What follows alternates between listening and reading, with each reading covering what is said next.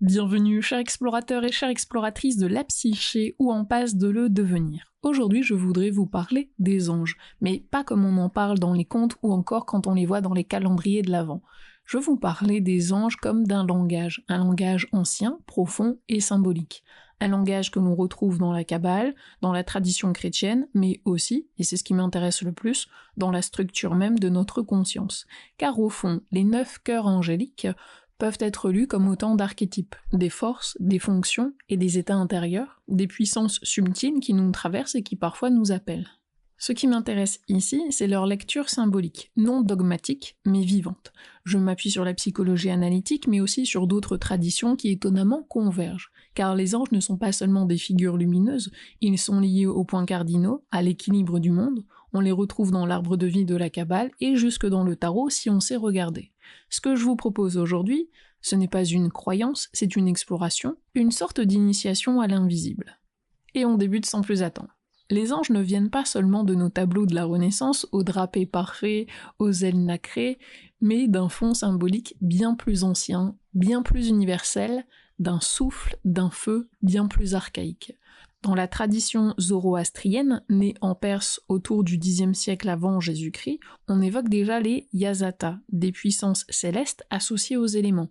Parmi eux, Vayu, l'esprit du vent, traverse le monde comme un souffle divin, porteur d'ordre, d'harmonie, d'intelligence cosmique. Il est à la fois messager et protecteur, un être de passage, une fréquence entre les mondes. C'est une intuition fondamentale, l'invisible n'est pas vide, il est habité.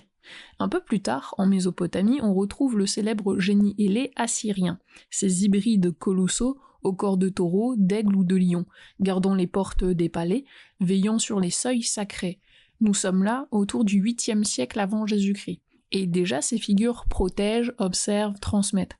Alors elles sont associées au pouvoir royal, mais elles viennent aussi du ciel. Puis vient la Bible hébraïque, avec ses visions puissantes et ses métaphores vivantes.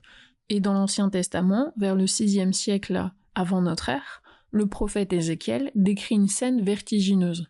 4 créatures célestes au visage multiple, hommes, lions, taureaux et aigles, accompagnées de roues de feu. Elles se dressent sans se retourner, elles rayonnent, elles ne sont pas encore appelées anges, mais elles sont déjà gardiennes du mystère, véritables chérubins en devenir si je peux dire. Et dans le langage de la Bible, il y a une révélation subtile, le mot roach, écrit R-U-A-H, le mot roach signifie souffle, vent, esprit. On retrouve dans le psaume 104.4, il fait des vents ses messagers, des flammes de feu ses serviteurs. Autrement dit, ce qui traverse, ce qui frémit, ce qui anime est déjà porteur d'un message, déjà ange. Dans les évangiles, les anges prennent un visage plus familier. Ils apparaissent pour annoncer une naissance, prévenir un danger, soutenir l'épreuve. Ils ne sont jamais de trop, ils viennent au bon moment, comme une voix intérieure claire, soudaine, bienveillante. Enfin, au 5e siècle, un mystique chrétien, appelé Dénis l'Aéropagite, structure pour la première fois leur hiérarchie céleste. Il part de 9 cœurs, organisés en 3 triades, non pas pour figer les anges dans un classement rigide, mais pour suggérer une échelle de lumière, un chemin de l'invisible, une pédagogie du lien entre l'humain et le divin.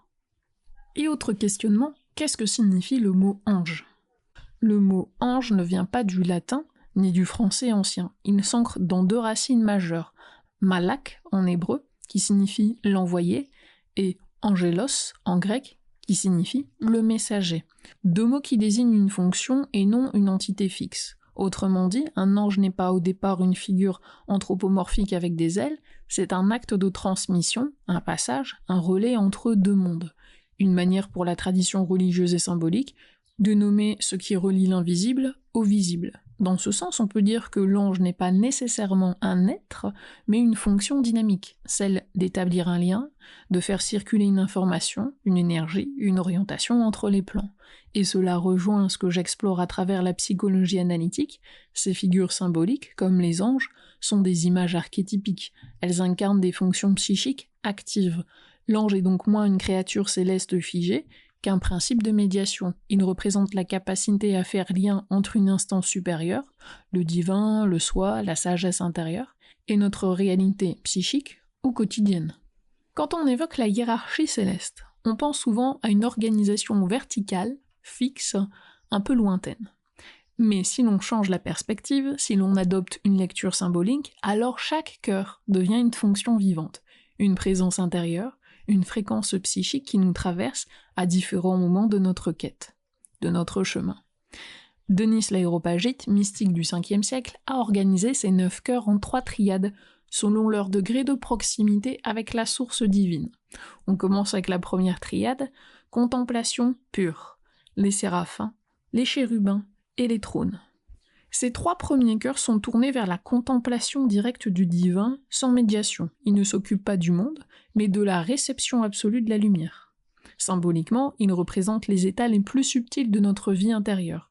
Les séraphins, feu d'amour, purification des illusions, brûlure initiatique. Les chérubins, connaissance lumineuse, discernement, contemplation de la sagesse. Et les trônes, stabilité, silence sacré, capacité à porter la présence en soi.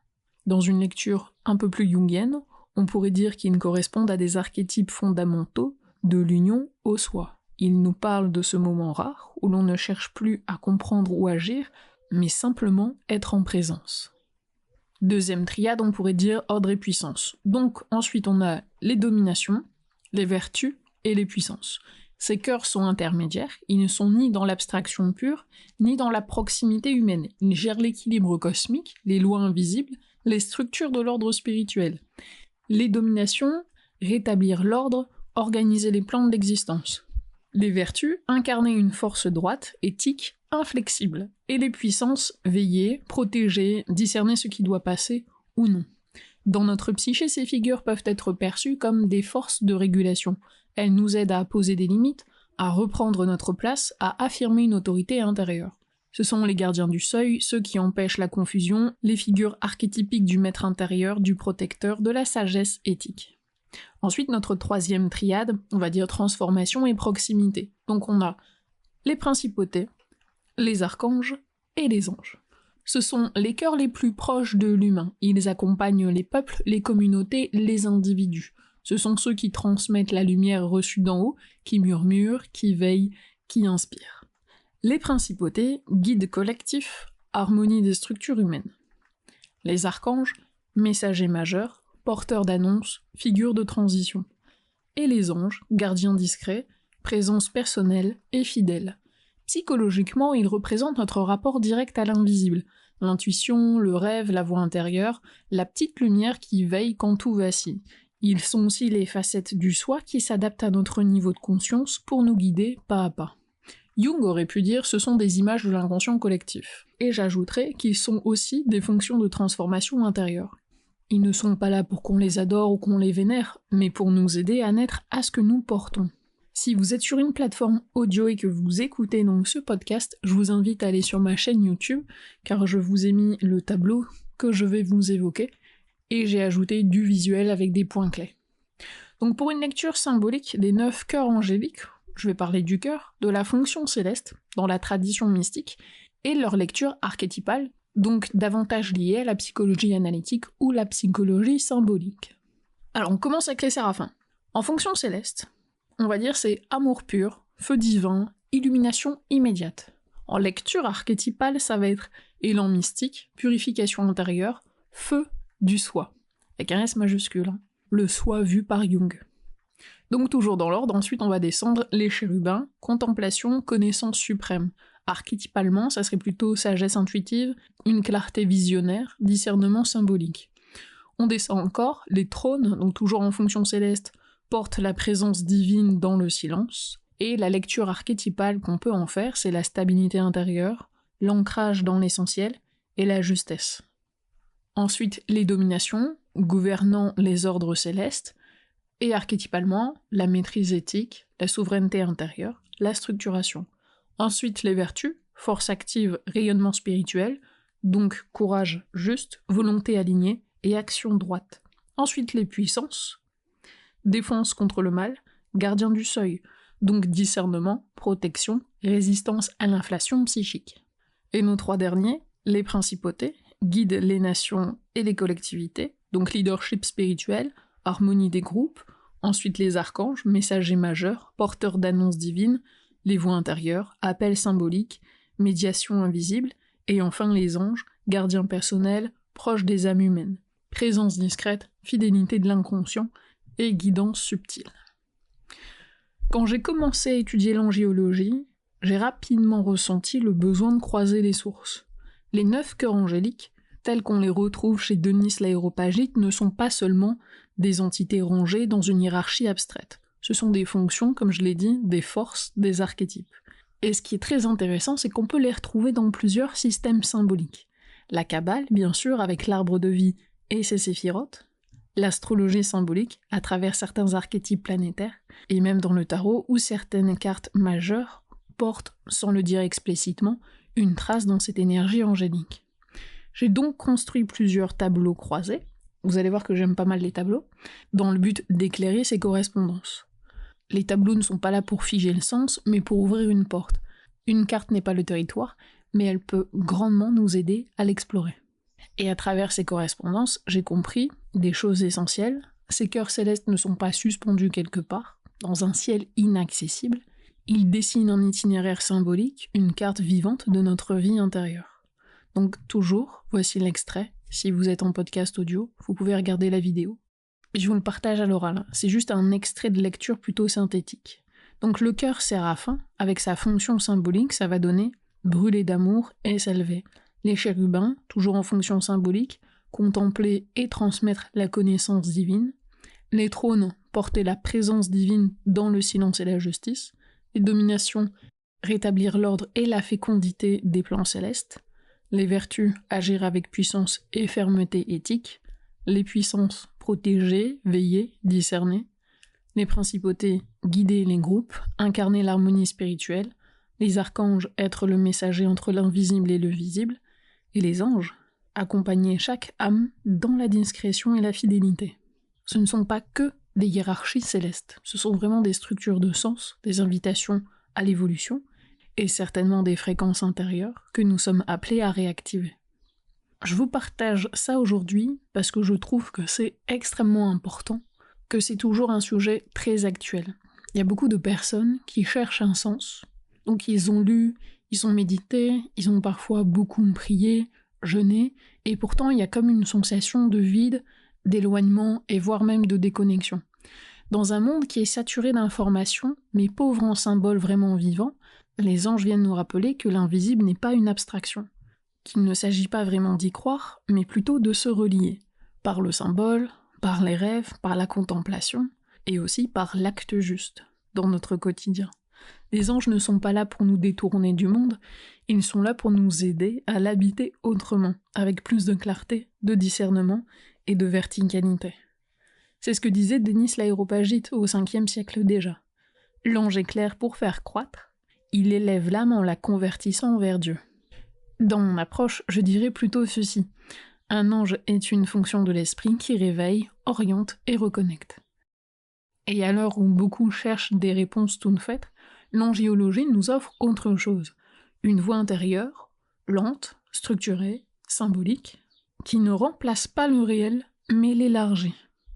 Avant de refermer cet épisode, j'aimerais rappeler une chose, les anges ne sont pas seulement des symboles abstraits et des concepts théologiques, ils traversent les grands récits de l'humanité comme des figures de seuil, de passage, de retournement. On pense à l'ange qui arrête le bras d'Abraham au moment du sacrifice, à celui qui lutte toute la nuit avec Jacob, à l'ange Gabriel qui annonce une naissance inattendue à Marie, ou encore à l'ange du tombeau qui ouvre la pierre du silence pour dire que la vie a vaincu la mort. À chaque fois, ces apparitions marquent un tournant et annoncent un changement de direction, une révélation intérieure, une nouvelle étape. Et c'est ce que je vous proposerai dans les prochains épisodes, explorer les grandes figures angéliques, non pas comme des idoles à vénérer, mais comme des présences symboliques actives capables de résonner profondément en chacun de nous. On ira voir l'archange Michael, le guerrier de lumière et de discernement, l'archange Raphaël, le guide intérieur, compagnon de guérison, l'archange Gabriel, le souffle inspirant qui porte les grandes naissances de l'âme, et l'archange Uriel, la flamme de la connaissance, gardien de la sagesse et des révélations cachées. Je vous inviterai aussi à revisiter certains récits anciens à travers leur présence angélique, le livre de Tobie, l'Apocalypse, la tradition ésotérique, mais aussi certaines scènes de rêves de bascule, de révélation, car les anges parlent aussi dans nos rêves. Et si une figure vous appelle plus particulièrement, si un passage biblique ou une tradition ou un symbole vous intrigue, n'hésitez pas à me l'écrire, je serai vraiment heureuse de nourrir les prochains épisodes de vos intuitions et de vos élans.